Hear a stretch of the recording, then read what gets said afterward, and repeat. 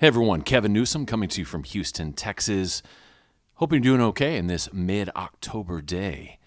Of course, the news all around the state of Texas when it comes to athletics, of course, focusing on the University of Texas. And after their 4 overtime loss to the University of Oklahoma Sooners, once again, the eyes of Texas take center stage. After the game, the lone player to come out and stay out on the field and sing the eyes of Texas was Texas quarterback Sam Ehlinger. And if you know much about UT's quarterback, Mr. Ehlinger, you'll know that this young man, and I say that word literally, young man, this young man has wanted to be the quarterback for the Texas Longhorns since he was a little boy. And if you watch the games, you'll see footage, film clips of him as a very little boy singing the eyes of Texas, wearing burnt orange, playing football in his mini UT Longhorns football uniform.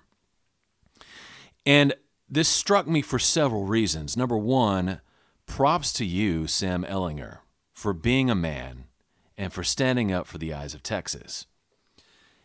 When someone is on scholarship, when someone is playing football at the University of Texas, if you don't know this, traditionally they are treated as gods. Little g, but still gods.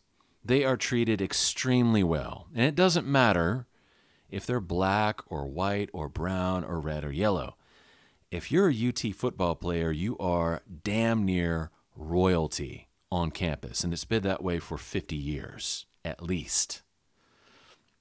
So when the average alum or fan or booster sees this amount of disrespect to the university, this level of hatred for the university by its own players, you have to wonder what's going on. I know it's an election year. I know everything's political now, but how is this being allowed to happen? And, I've asked myself this question a lot. And the answer that I arrived at is actually quite simple. I don't blame the kids on the football team or the volleyball team or whatever for buying in to everything is racist and everything's evil and wrong. I don't blame them. They're 18, they're 19, they're 20 years old. And I remember what it was like to be 18, 19, 20 years old. I thought I knew everything. In reality, of course, I didn't know shit. But back then, I thought I knew it all. So I can't hold them responsible for this.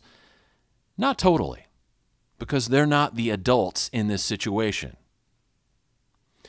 Who I do hold responsible, though, for this complete disaster in Austin is the UT administration. The University of Texas administration has been allowing this kind of ultra-political, self-hating and self-loathing on campus for at least a decade. And one has to wonder, why is this happening? Why has this been allowed to fester and grow like some sort of malignant tumor over the course of a decade? Well, the answer is quite simple. Number one, most folks in the administration don't want to rock the boat. They want to keep their high salary job. Some of these folks are making hundreds of thousands a year. Some of them are making millions of dollars a year. And they sit there in the admin building on their fat asses and do nothing. They don't want to risk looking bad or being called a name, so they sit and do nothing. Reason number two, there's an active element at the university who hates the history of UT.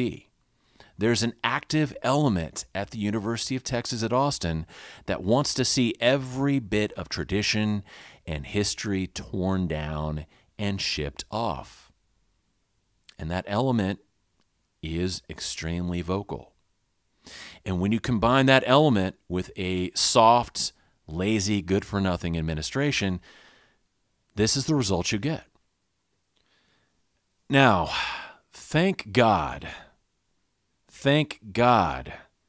that there is such a large fan base, large group of alums and boosters of UT out there. Because if it wasn't for the fans, if it wasn't for the alums, if it wasn't for the boosters, no one would be saying anything about this. No one would be saying anything about the players for Longhorn sports showing such open disrespect and hatred for their own university. So for all the fans, the alums, the boosters, it's clear you're not getting anywhere with this administration.